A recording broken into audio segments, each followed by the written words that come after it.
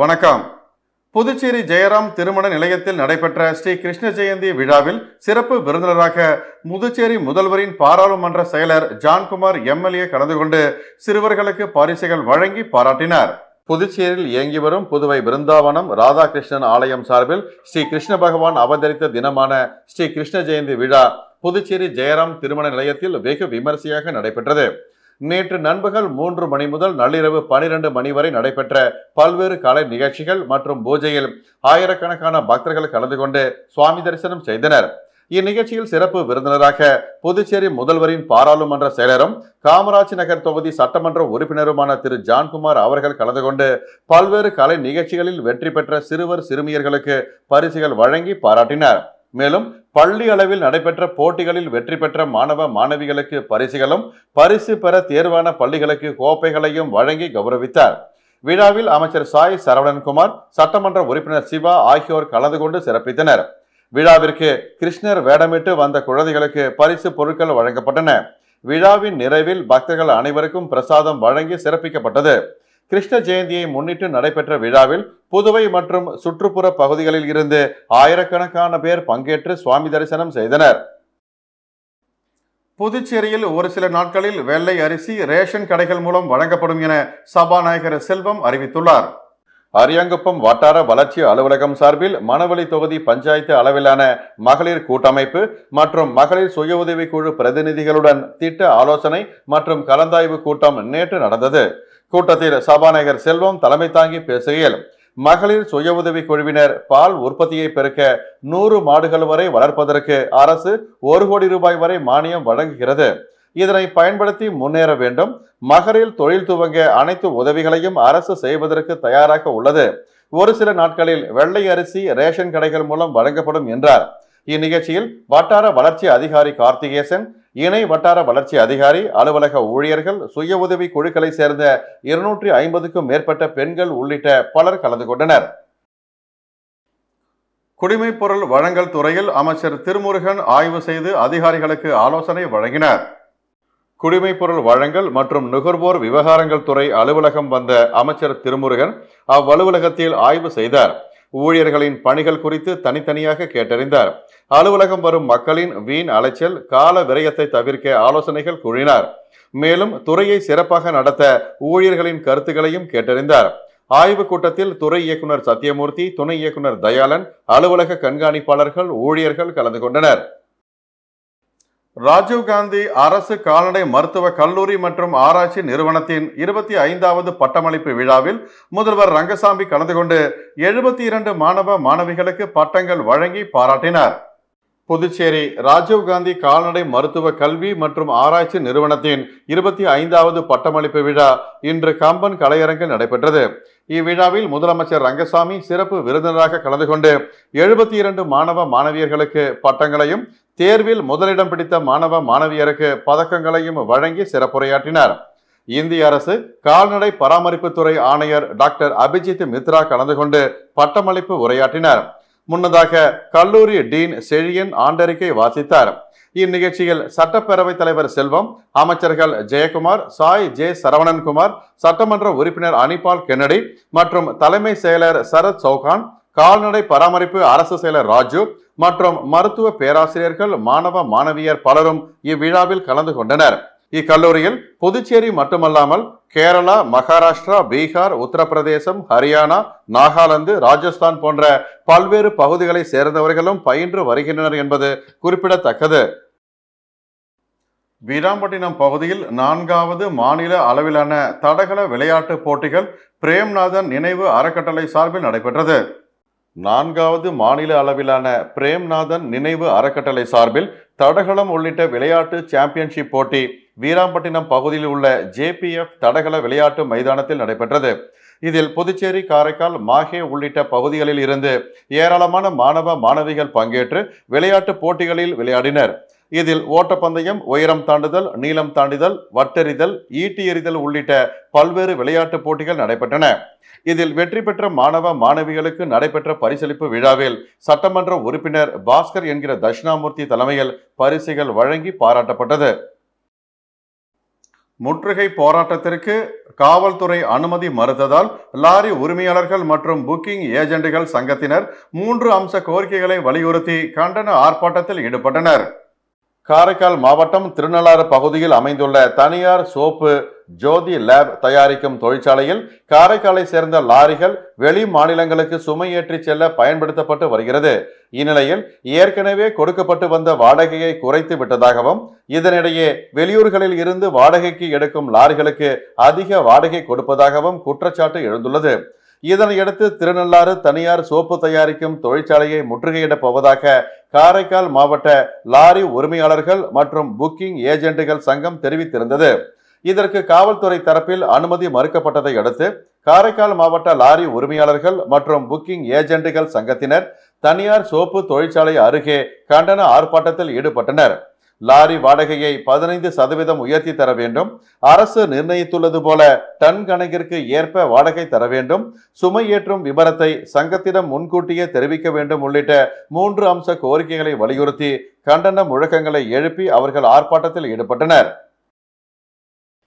புதுச்சேரி குவையாறுபாளையம் வணிக வைசிய ஸ்ரீ ஹரிஹர பஜனை மடத்தில் நூற்றாண்டு விழா மற்றும் ஸ்ரீ கிருஷ்ண ஜெயந்தி விழா கொண்டாடப்பட்டது. புதுச்சேரி குவையாறுபாளையம் லெனின் வீதியில் அமைந்துள்ள வணிக வைசிய ஸ்ரீ ஹரிஹர பஜனை மடத்தில் 100வது ஆண்டு விழா மற்றும் ஸ்ரீ கிருஷ்ண ஜெயந்தி விழா மிக விமர்சையாக நேற்று கொண்டாடப்பட்டது. இந்நிகழ்ச்சியில் ஏராளமான பொதுமக்கள் கலந்து கொண்டு தங்களது குழந்தைகளுக்கு கிருஷ்ணர் வேடமிட்டும் ராதை வேடமிட்டும் விழாவில் பங்கேற்றனர். தொடர்ந்து கோகுலம் காத்த கிருஷ்ணன் என்ற தலைப்பில் சொற்பொழிவு நடைபெற்றது. ஸ்ரீ கிருஷ்ண ஜெயந்தியை முன்னிட்டு 7 நாட்கள் இவ்விழாவானது கொண்டாடப்பட உள்ளது குறிப்பிடத்தக்கது. இதனை முன்னிட்டு இன்று பஜனை கச்சேரி, நாளை வெண்ணைக்கு ஆடும் பிள்ளை சொற்பொழிவு, வெள்ளிக்கிழமை நாட்டிய நிகழ்ச்சியும், சனிக்கிழமை உரியடித்தல் மற்றும் ஞாயிற்றுக்கிழமை ஊஞ்சல் உற்சவமும் நடைபெற உள்ளது. விழா ஏற்பாடுகளை பஜனை மடக்குழு உறுப்பினர்கள் சிறப்பாக செய்திருந்தனர். புதுச்சேரி காலாப்பட்டு தொகுதியில் எதிர்பாராத விபத்தில் உயிரிழந்த 3 குடும்பத்தினருக்கு 40 லட்சம் ரூபாய் நிதி உதவியினை முதலமைச்சர் ரங்கசாமி வழங்கினார். புதுச்சேரி காலாப்பட்டு தொகுதிக்கு உட்பட்ட பிள்ளைச்சாவடியில் வசித்து வந்த கலைச்செல்வி கடந்த ஆண்டு காலாப்பட்டு காவல் நிலையத்தில் தீக்குளித்து தற்கொலை செய்து கொண்டார். இதனைத் தொடர்ந்து அவரது கணவர் சந்திரனும் தற்கொலை செய்து கொண்டார். இதனைத் தொடர்ந்து பெற்றோர்கள் இல்லாமல் வாழ்ந்து வரும் 2 பிள்ளைகளுக்கு கருணை அடிப்படையில் முதல்வர் நிவாரண நிதியில் இருந்து ரூபாய் 20 லட்சத்திற்கான காசோலையை முதல்வர் ரங்கசாமி வழங்கினார்.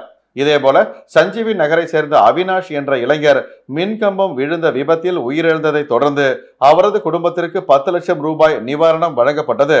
மேலும் சஞ்சீவி நகரை சேர்ந்த ராஜேந்திரன் எதிர்பாராத விபத்தில் இறந்ததை தொடர்ந்து ஆதிதிராவிட நலத்துறை மூலம் அவரது மனைவிக்கு 10 லட்சம் ரூபாய் கருணை தொகையாக வழங்கப்பட்டது. இந்த நிகழ்ச்சிகள் சபாநாயகர் செல்வம், காலாப்பட்டு தொகுதி எம்எல்ஏ கல்யாண சுந்தரம் ஆகியோர் உடனிருந்தனர். புதுச்சேரி வன்னியர் பாதுகாப்பு பேரியக்கத்தின் வில்லியனூர் தொகுதியின் பொறுப்பாளர் அறிவிப்பு கூட்டம் நிறுவன தலைவர் செந்தில் கவுண்டர் தலைமையில் நடைபெற்றது. வன்னியர் பாதுகாப்பு பேரியக்கத்தின் நிறுவன தலைவர் செந்தில் தலைமையில் வில்லியனூர் தொகுதியில் புதிய பொறுப்பாளர் அறிவிப்பு கூட்டம் நடைபெற்றது. தொடர்ந்து நிறுவன தலைவர் செந்தில் பேசுகையில், நமது சமுதாயம் முன்னேற அனைவரும் பாடுபட வேண்டும், தீய பழக்கங்களில் ஈடுபடக்கூடாது, நல்லதை மட்டுமே சிந்தித்து வாழ்க்கையில் முன்னேற வேண்டும் என்றார். இதில் மாநில நிர்வாகிகள் மற்றும் தொகுதி நிர்வாகிகள் உள்பட பலர் கலந்து கொண்டனர். புதுச்சேரி அங்கன்வாடி ஊழியர்கள் சங்கத்தின் சார்பில் பல்வேறு கோரிக்கைகளை நிறைவேற்ற வேண்டும் என்று கோரிக்கை வைக்கப்பட்டுள்ளது. புதுச்சேரி சம்மேளன கௌரவ தலைவர் பிரேமதாசன், தலைவர் ரவிச்சந்திரன், அங்கன்வாடி ஊழியர் சங்கத்தின் தலைவர் ராஜலட்சுமி, செயலாளர் தமிழரசி, பொருளாளர் செல்வராணி, அமைப்பு செயலாளர் சத்யா, லலிதா, செய்தி தொடர்பாளர் கலைமாமணி, டாக்டர் நமச்சிவாயம் ஆகியோர் கூட்டாக அளித்த பேட்டியில் கூறுகையில், முக்கிய கோரிக்கைகளான மாத இறுதி நாளில் ஊதியம் வழங்க வேண்டும் என்றும், 7வது ஊதிய குழுவின் பரிந்துரைகளை அமல்படுத்த வேண்டும் என்றும், நிலுவையில் உள்ள போனஸ் மற்றும் பஞ்சப்படி போன்றவற்றை காலத்தோடு வழங்க வேண்டும் என்றும், 3 ஆண்டுகள் பணி முடித்த ஒப்பந்த அடிப்படையில் பணிபுரிந்து வரும் அங்கன்வாடி ஊழியர் மற்றும் உதவியாளர்களை பணி நிரந்தரம் செய்வது உள்ளிட்ட கோரிக்கைகளை புதுச்சேரி அரசு விரைவில் தீர்க்க வலியுறுத்துவதாக கூறினார்கள். புதுச்சேரியில் குரூப் பி மற்றும் குரூப் சி பணியிடங்களுக்கு வயது தளர்வு நீட்டிக்க வலியுறுத்தி பட்டதாரி இளைஞர்கள் 100க்கும் மேற்பட்டோர் அமைதி பேரணியில் ஈடுபட்டனர். புதுச்சேரி வேலையில்லா பட்டதாரி சங்கத்தின் சார்பில் நேற்று அமைதி ஊர்வலம் நடைபெற்றது. சுதேசி மில் அருகில் இருந்து சட்டசபை நோக்கி ஊர்வலம் புறப்பட்டது. ஊர்வலத்திற்கு சங்கத்தின் நிர்வாகிகள் பார்த்தசாரதி, தியாகராஜன் ஆகியோர் தலைமை வகித்தனர். ஊர்வலம் மறைமலை அடிகள் சாலை, அண்ணா சாலை, நேரு வீதி, மிஷன் வீதி வழியாக சட்டசபை நோக்கி வந்தது. ஆம்பூர் சாலை அருகே போலீசார் அவர்களை தடுத்து நிறுத்தினர். இதனையடுத்து அங்கேயே ஆர்ப்பாட்டம் நடத்தினர். புதுச்சேரியில் 1 லட்சத்திற்கும் மேற்பட்ட இளைஞர்கள் வேலைவாய்ப்பில் பதிவு செய்து காத்திருக்கிறார்கள். கொரோனா காலத்தை கணக்கிட்டு பல மத்திய பணிகளுக்கு 3 ஆண்டுகள் தளர்வு அளிக்கப்பட்டு வருகிறது. அதேபோல புதுச்சேரி அரசும் உதவியாளர்கள் பதவிக்கு அறிவிக்கப்பட்டுள்ள பணியிட தேர்வில் 3 ஆண்டுகள் தளர்வு அளிக்க வேண்டும் என்றும், அரசிதழில் பதிவு பெறாத B.C பணியிடங்களுக்கு வயது தளர்வை நீட்டிக்க வேண்டும் என வலியுறுத்தி அமைதி பேரணி நடந்தது. புதுச்சேரியில் பூர்வீக ஆதி திராவிடர்களுக்கு வழங்கப்படும் இடஒதுக்கீட்டு சலுகைகளை புலம்பெயர்ந்த ஆதி திராவிடர்களுக்கும் வழங்க வேண்டும் என்ற நீதிமன்ற உத்தரவை அமல்படுத்த வேண்டும் என விடுதலை சிறுத்தைகள் கட்சி MP ரவிக்குமார் புதுச்சேரி துணைநிலை ஆளுநரை சந்தித்து கோரிக்கை மனு அளித்தார். விழுப்புரம் நாடாளுமன்ற உறுப்பினர் ரவிக்குமார் புதுச்சேரி துணைநிலை ஆளுநர் கைலாசநாதனை இன்று ராஜ்நிவாசில் சந்தித்து மனு ஒன்றை அளித்தார். இதனையடுத்து ஆளுநர் மாளிகை வெளியே செய்தியாளர்களை சந்தித்த MP ரவிக்குமார், புதுச்சேரியில் பல ஆண்டுகளாக புலம்பெயர்ந்த ஆதி திராவிடர்கள், பூர்வீக ஆதி திராவிடர்கள் என்ற பாகுபாடு இருப்பதால் கல்வி வேலைவாய்ப்பில் இடஒதுக்கீடு இல்லாமல் புலம்பெயர்ந்த ஆதி திராவிடர்கள் புறக்கணிக்கப்பட்டு வருகிறார்கள். எனவே பூர்வீக ஆதி திராவிடர்களுக்கு வழங்கப்படக்கூடிய அனைத்து இடஒதுக்கீடு சலுகைகளையும் புலம்பெயர்ந்த ஆதி திராவிடர்களுக்கு வழங்க வேண்டும் என்ற உச்ச நீதிமன்ற தீர்ப்பு என்றும் புதுச்சேரியில் நடைமுறைப்படுத்த வேண்டும். ஜிப்மரில் அண்டை மாவட்டத்தை சேர்ந்த நோயாளிகளுக்கு புற்றுநோய் உள்ளிட்ட உயர்வகை நோய்களுக்கு சிகிச்சை அளிக்க மறுக்கப்படுகிறது. அதனால் துணைநிலை ஆளுநர் தனது அதிகாரத்தை பயன்படுத்தி ஜிப்மருக்கு கூடுதல் நிதி பெற வேண்டுமென வலியுறுத்தி மனு அளித்ததாகவும், மனுவை பெற்றுக்கொண்ட துணைநிலை ஆளுநர் கைலாசநாதன் உரிய நடவடிக்கை எடுப்பதாக உறுதி அளித்ததாக ரவிக்குமார் MP தெரிவித்தார். புதுச்சேரி பல்கலைக்கழகத்தில் PhDக்கு விண்ணப்பிக்க வரும் 7ஆம் தேதி வரை காலக்கெடு நீட்டிக்கப்பட்டுள்ளது. புதுச்சேரி பல்கலையில் PhD படிப்புகளுக்கு நுழைவுத் தேர்வு அடிப்படையில் மாணவர் சேர்க்கை நடக்கிறது. மேலும் காஞ்சி மாமுனிவர் பட்ட மேற்படிப்பு மையம், vector control research centre, French ஆய்வு நிறுவனம், மதர் தெரசா சுகாதார பட்ட மேற்படிப்பு மையம், காரைக்கால் ஜவஹர்லால் நேரு வேளாண் அறிவியல் நிலையம், மணக்குள விநாயகர் டெக்னாலஜி, ராஜீவ்காந்தி கால்நடை அறிவியல் நிலையம் உள்பட பல்வேறு நிறுவனங்களுக்கும் சேர்த்தே பல்கலைக்கழகம் PhD நுழைவுத் தேர்வினை நடத்தி வருகின்றது. இப்படிப்பினை பகுதி நேரமாகவோ அல்லது முழு நேரமாகவோ தொடரலாம். இந்த ஆண்டிற்கான PhD படிப்பிற்கு விண்ணப்பிக்க நேற்றுடன் கடைசி நாள் என்ற நிலையில் அதனை வரும் 7ஆம் தேதி வரை இணையதளம் மூலம் விண்ணப்பிக்கலாம் என குறிப்பிடப்பட்டுள்ளது. புதுச்சேரி பாகூர் பகுதியில் குடிநீர் வரி செலுத்தாதவர்களின் குடிநீர் இணைப்பு துண்டிக்கப்பட்டதால் பொதுமக்கள் அதிகாரிகளுடன் வாக்குவாதத்தில் ஈடுபட்டனர். பாகூர் கொம்யூன் பஞ்சாயத்திற்கு உட்பட்ட கிராமங்களில் குடிநீர் வரி பாக்கி வைத்துள்ளவர்கள் வரி பாக்கியை செலுத்திட வேண்டும், இல்லையெனில் குடிநீர் இணைப்பு துண்டிக்கப்படும் என ஆணையர் ரமேஷ் எச்சரிக்கை விடுத்திருந்தார். இந்நிலையில் ஆணையர் ரமேஷ் உத்தரவின் பேரில் வருவாய் ஆய்வாளர் முகமது கபீர் தலைமையிலான ஊழியர்கள் வண்ணாங்குளம் கிராமத்தில் வரி பாக்கி வைத்துள்ளவர்களின் குடிநீர் இணைப்புகளை அதிரடியாக துண்டித்தனர்.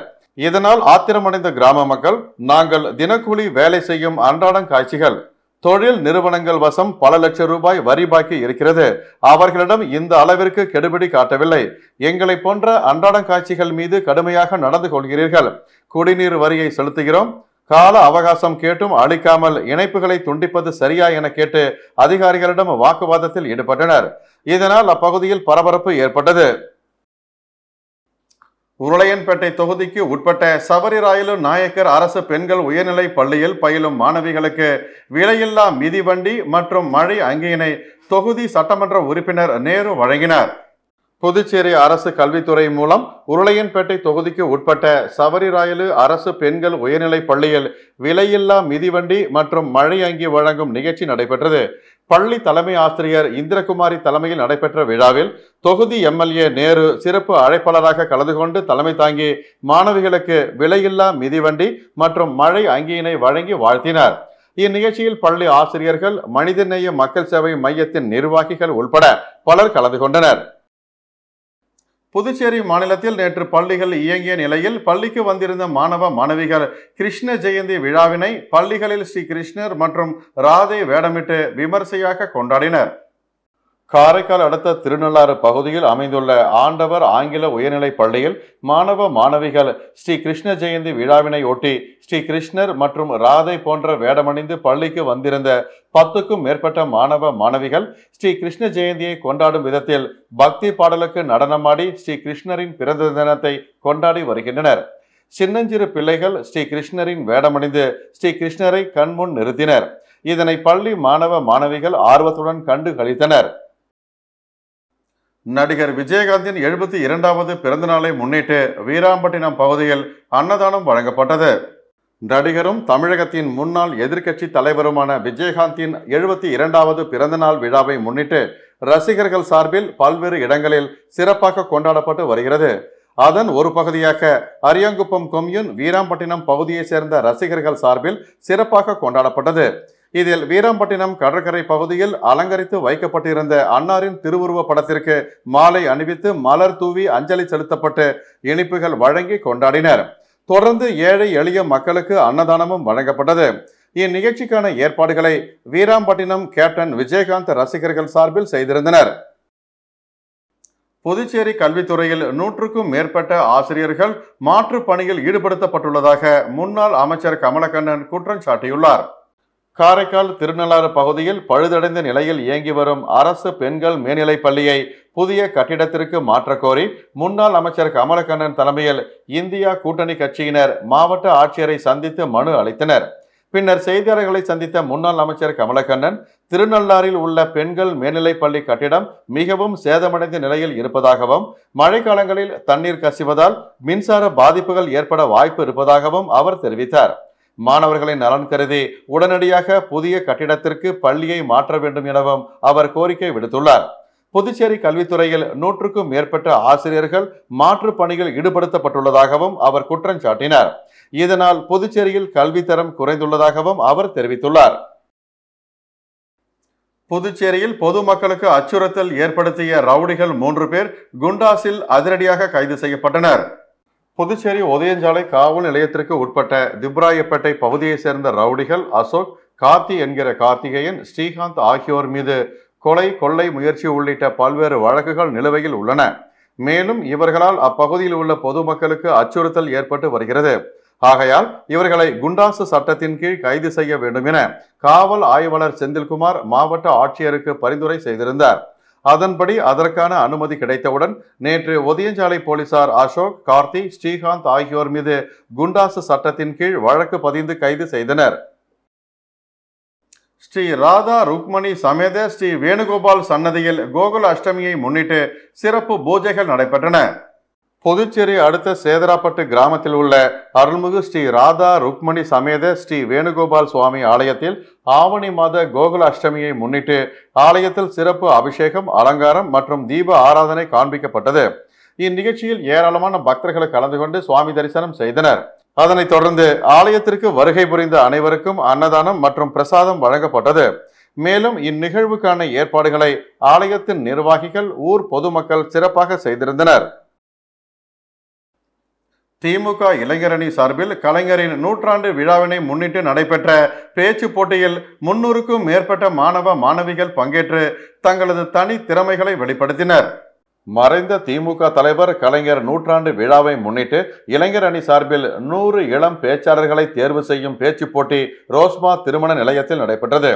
மாநில இளைஞரணி அமைப்பாளர் சம்பத் எம்எல்ஏ தலைமையில் நடைபெற்ற நிகழ்ச்சியை திமுக அமைப்பாளரும் எதிர்க்கட்சி தலைவருமான சிவா தொடங்கி வைத்து வாழ்த்துரை வழங்கினார். இந்நிகழ்ச்சியில் அரசு மற்றும் தனியார் கல்லூரிகளை சேர்ந்த 300க்கும் மேற்பட்ட மாணவ மாணவிகள் கலந்து கொண்டு என் உயிரினும் மேலான என்ற தலைப்பில் தொடங்கி கலைஞரின் தொலைநோக்கு பார்வை, சுய மரியாதைக்காரர் கலைஞர் உள்பட பல்வேறு தலைப்புகளில் பேசி தங்களது திறமைகளை வெளிப்படுத்தினர். இந்த போட்டியில் தேர்வு செய்யப்படும் முதல் 3 மாணவர்கள் தமிழக அளவில் நடைபெறும் போட்டியில் பங்கேற்கும் வாய்ப்பு வழங்கப்படும் என அறிவிக்கப்பட்டுள்ளது. இந்நிகழ்ச்சியில் மாநிலம் மற்றும் தொகுதி திமுக நிர்வாகிகள் உள்பட மாணவ மாணவிகள் திரளாக கலந்து கொண்டனர். வில்லியனூர் தட்டாஞ்சாவடி ஸ்ரீ பால்முத்து மாரியம்மன் ஆலயத்தில் நடைபெற்ற சுவாமி திருவிதி உலாவில் திரளான பக்தர்கள் கலந்து கொண்டு சுவாமி தரிசனம் செய்தனர். புதுச்சேரி மாநிலம் வில்லியனூர் தட்டாஞ்சாவடி ஸ்ரீ அகோர வீரபத்ரர் ஆலயம் ஸ்ரீ பால்முத்து மாரியம்மன் ஆலய செடல் பிரம்மோற்சவ விழாவினை முன்னிட்டு கடந்த வியாழக்கிழமை கொடியேற்றம் நடைபெற்றது. இதனைத் தொடர்ந்து சுவாமி ஒவ்வொரு நாளும் இரவு மின் அலங்காரத்துடன் திருவீதியுலா நடைபெற்று வருகிறது.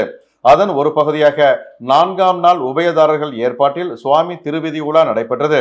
இதில் சுவாமிக்கு பல்வேறு அபிஷேகங்கள் செய்யப்பட்டு மகா தீப ஆராதனை காண்பிக்கப்பட்டது. இதில் திரளான பக்தர்கள் கலந்து கொண்டு சுவாமி தரிசனம் செய்தனர். புதுச்சேரியில் சாமி வேடமிட்டு பிச்சை எடுத்த பழங்குடியினர் கொலை செய்யப்பட்டதற்கு உரிய இழப்பீடு வழங்க கோரி விடுதலை சிறுத்தைகள் கட்சி சார்பில் கண்டன ஆர்ப்பாட்டம் நடைபெற்றது. புதுச்சேரியில் கடந்த வாரம் கோவில் திருவிழாவிற்கு வந்து சாமி வேடமிட்டு யாசகம் எடுத்த பழங்குடியின முதியவரை இளைஞர் ஒருவர் அடித்து கொலை செய்தார். இது பரபரப்பை ஏற்படுத்தியுள்ளது. இந்நிலையில் சாமி வேடமிட்டு பிச்சை எடுத்த சிதம்பரம் பழங்குடியினர் வெள்ளிமலையின் படுகொலைக்கு உரிய நீதி இழப்பீடு கிடைக்க நடவடிக்கை எடுக்க வேண்டும். வெளி மாநிலத்திலிருந்து புதுவைக்கு வரும் அனைவரின் உயிர் உடைமைகளுக்கு உரிய பாதுகாப்பை உறுதிப்படுத்த வேண்டும் உள்ளிட்ட கோரிக்கைகளை வலியுறுத்தி புதுச்சேரி சுதேசி மில் அருகே கண்டன ஆர்ப்பாட்டம் நடந்தது. புதுச்சேரி விடுதலை சிறுத்தைகள் கட்சி, பழங்குடியினர் விடுதலை இயக்கத்தினர் 500க்கும் மேற்பட்டோர் கலந்து கொண்டு நீதி கோரி கோஷங்களை எழுப்பினர். ஆர்ப்பாட்டத்தில் விடுதலை சிறுத்தைகள் கட்சி துணை பொது செயலாளர் பாவாணன் கண்டன உரையாற்றினார். ஆர்ப்பாட்டத்தில் இருளர் பாதுகாப்பு இயக்கம் பிரபா கல்விமணி உள்பட பலர் கலந்து கொண்டனர். புதுவை அரசு துறைகளில் பணிபுரியும் குரூப் ஏ, பி பிரிவு அதிகாரிகள் மீதான புகார்கள் தொடர்பாக சம்பந்தப்பட்ட துறை அதிகாரிகள் அறிக்கை அனுப்ப வேண்டும் என அரசு சார்பு செயலர் கண்ணன் சுற்றறிக்கை அனுப்பியுள்ளார். புதுச்சேரியில் குரூப் ஏ, பி அதிகாரிகள் மீதான புகார்கள் தொடர்பாக விசாரணை நடைபெற்று வருகிறது. மேலும் சில அதிகாரிகள் மீது துறை ரீதியான விசாரணை நிறைவு பெற்றுள்ளன. அதன் அடிப்படையில் புதுவை மாநில துணைநிலை ஆளுநர் கைலாஷ்நாதன் அரசு அதிகாரிகள் மீதான புகார்கள் குறித்த விவரங்களை கேட்டுள்ளதாக கூறப்படுகிறது. புதுவை அரசு சார்பு செயலர் கண்ணன் அரசு துறைகளுக்கு அனுப்பியுள்ள சுற்றறிக்கையில் புதுவை அரசு துறைகளில் பணிபுரியும் குரூப் ஏ, பி பிரிவு அதிகாரிகள் மீதான ஒழுங்கு நடவடிக்கைகள் தொடர்பான வழக்குகளின் விவரத்தை ஆளுநருக்கு விரிவாக தெரிவிக்க தகவல்கள் தேவைப்படுகிறது. விவரங்களை வரும் 31ஆம் தேதிக்குள் மின்னஞ்சலுக்கு அனுப்ப வேண்டும். அதில் அதிகாரியின் பெயர், அவர் மீதான குற்றச்சாட்டு, பணியிடை நீக்கம் இருந்தால் அதன் விவரம், அது குறித்த தற்போதைய நிலை உள்ளிட்ட அனைத்து விவரங்களையும் குறிப்பிட வேண்டும் என குறிப்பிடப்பட்டுள்ளது. கிருமாம்பாக்கம் அடுத்துள்ள பிள்ளையார்குப்பம் கிராமத்தில் எழுந்தருளியுள்ள பாலசுப்பிரமணியர் ஆலயத்தில் அறுபடை முருகன் பிரதிஷ்டை செய்து கலச அபிஷேகம் நடைபெற்றது. புதுச்சேரி மாநிலம் பாகூர் கொம்யூன் கிருமாம்பாக்கம் அடுத்துள்ள பிள்ளையார்குப்பம் வடபால் வள்ளுவர் வீதியில் அமைந்துள்ள வள்ளி தேவசேனா சமேத பாலசுப்பிரமணியர் ஆலயத்தில் அறுபடை வீடுகளில் உள்ள முருகர் அவதாரங்களை ஒரே இடத்தில் சிலைகளாக வடிவமைக்கப்பட்டு உள்ளது. அதற்கான திருக்குட நன்னீராட்டு பெருவிழா நடைபெற்றது. அதனை முன்னிட்டு மூலிகை பொருட்கள் மற்றும் பழ வகைகள் கொண்டு சிறப்பு யாகம் நடைபெற்று நக்கீரர் அருளிய திருமுருகாற்றுப்படை மந்திரங்கள் ஓதி பூர்ணாகுதி செய்யப்பட்டு கும்ப கலசங்களுக்கு மகா தீப ஆராதனை காண்பிக்கப்பட்டது.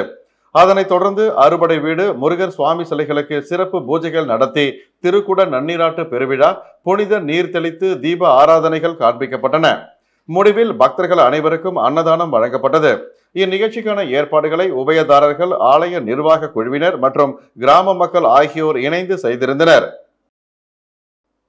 இத்துடன் செய்திகள் நிறைவடைந்தன. வணக்கம்.